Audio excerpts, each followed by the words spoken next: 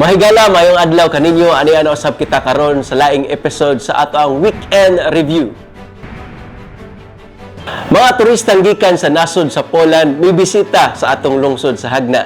Dugang taho ni ini atong paminawon si Samantha Chu. Niadtong Nobyembre 25, 2024, usa ka inila nga Polish nga musikero, kompositor ug multi-instrumentalist nga si Maria Pomianowska ug iyang mga kauban nga turista ni bisita sa lungsod sa Hagna.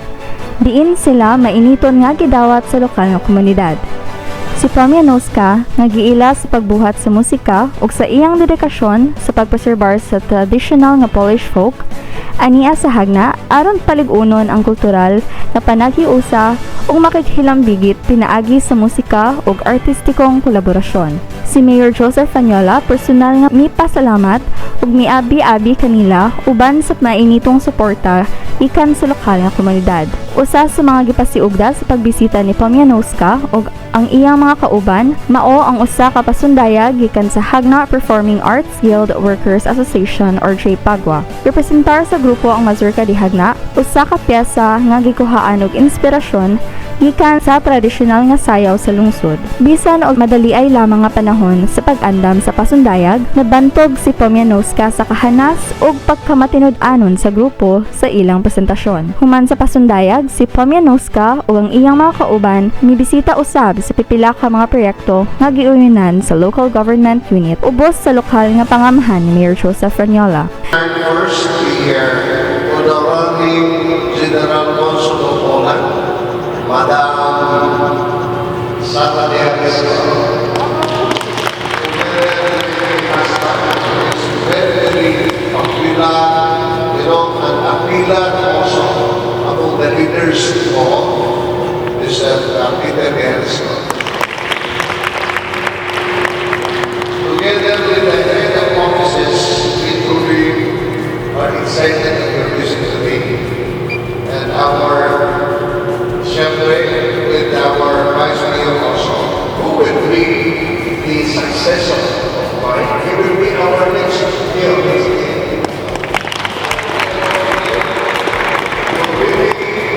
Would like to share with you what we have, how simple we have as a town, as a people, and the short time that we're together today, I learned that is to value the culture and the arts that we have. I learned already that this is important to our life. But Miss Maria, by the way, Madam Maria, Kini sa Samantha Chu para sa weekend review. Sa laing bahin mga higala ang lungsod sa Hagna nakadawat og bagong ambulance gikan sa National Agency. Atong paminawon ang dugang taho ni Jomer J. Baca.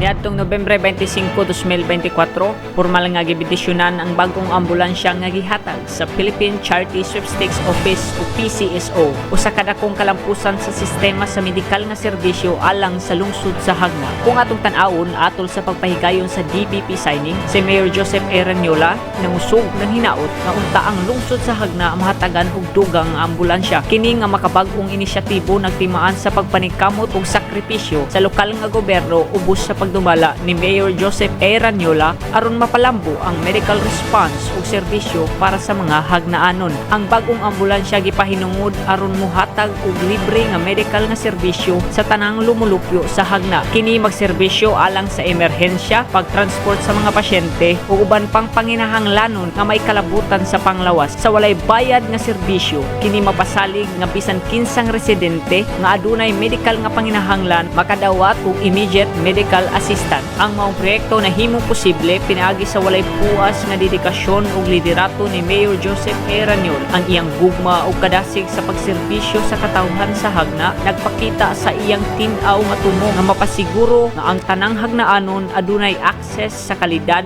nga serbisyong medikal. Kini nga ambulansya dili lamang simbolo sa suporta gikan sa PCSO ug mga nasyonal nga ahensya, kundi usa ka simbolo sa kakugi, pagpakabana, paglaom ug gugma sa lokal nga gobyerno sa ngalan ni Mayor Joseph A. Ranyola ug Vice Mayor Chopesto Pagar Jr. ngadto sa mga hagnaan. Dag sa mga hagnaanon sa mga usapan, niabot kanato ang grasya nga makahatag og dakong serbisyo sa mga katawhan, pinaagi niining ambulance nga gihatag sa atong national government sa pamumuno ni President Bongbong Marcos through the initiative of Governor Riz Pintado, inumanan usab ni Congresswoman Alex Tutor sa inyong tanan. Nagasalamat. Kini si Jomer J. Bakang para sa Week in Review. Sa laing bahin usab, gipahigayon ang blessing sa swine multiplier farm di nahimutang dito sa ato ang Eco Park. Dugang taho ni ini atong paminawon si Daniel Dukyat.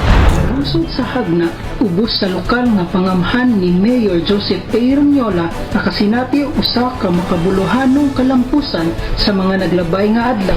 Pinaagi sa formal nga pagblessing sa swine multiplier farm nga nagkantidad og 10 million pesos nga gikan sa nasyonal nga gobyerno. Si Father Conrado Dongdong Estapia ang nanguna sa maong kalihukan nga giubanan ni Mayor Joseph A. Ranyola ug Vice Mayor Chopisto Pagar Jr. ug nagkalain-laing empleyado sa LGU sa lungsod. Ang labing makabulahanon nga aspeto sa proyekto mao ang paghatag og libre nga mga bakting ngadto sa mga residente sa Hagna. Kung sa una mokuha ka og bakting, kini maggasto og 3,000 pesos matag usa, apan pinaagi sa swine multiplier farm ang mga hagnaanon makadawat niini nga walay bayad nga mahimong pundasyon sa ilang panginabuhian. Kining tanan nahimong kamatuoran tungod sa padayon nga sakripisyo, paningkamot ug tinuod nga gugma ni Mayor Joseph A. Ranyola alang sa mga hagnaan.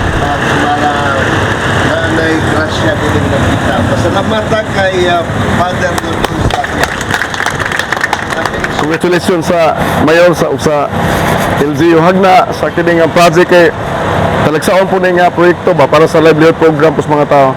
So anything lagi nga makakontribute sa kaayuhan sa tao, ang simbahan kanunay mo suporta. So congratulations og kanang all the best din ang maong project. Atong tanan, no? By the way, congratulations sa atong tanan, labi na ni Mayor kay siya ginaghatag og kinabuhi ani mga planuha. So karon na naman mo na giingon nga ato gyud siyang atimanon, ato puning iplastar og ato puning palambuon kay kining tanan para man sa katawhan. So deserve kayo si Mayor nga iya yung gihatag kining tanan para sa katawhan og kita mismo maghugop ta para mapuslan og mas mapalambo pa ni sa umabot nga mga adlaw. Daghang salamat ug congratulations. Kini si Daniel Dukyatan.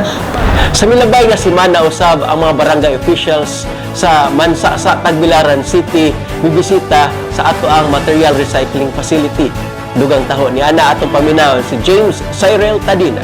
Karong adlaw ang mga opisyal gikan sa Barangay Mansasa sa Dakbayan sa Tagbilaran mibisita sa material recycling facility sa munisipyo sa Hagna isip kabahin sa usa ka benchmarking nga kalihukan nga nagtumong sa pagkat-on sa mga labing maayo nga pamaagi sa pagdumala sa basura ug recycling. Ang pagtour sa MRF naghatag og oportunidad sa mga bisita nga masaksihan ang mga pamaagi sa Hagna sa malampusong pagpatuman sa ilang mga inisyatibo sa pag-divert sa basura. Ang pasilidad nga nagdumala sa pagsort ug pagproseso sa mga recyclable nga materyales adunay dakong papel sa mga paningkamot sa Hagna aron mapakunhod ang basura nga ipanglabay sa landfill, magpalambo sa mga nagtarong pamaagi ug magdasig sa partisipasyon sa komunidad sa mga programa sa recycling. Pagkahuman sa tour sa MRF, gihatagan sila og usa ka halapad nga tour sa uban pa nagpadayon nga proyekto nga nasugdan sa LGU Hagna. Ang mga proyekto tanan kabahin sa panlantaw ni Mayor Joseph Ranyola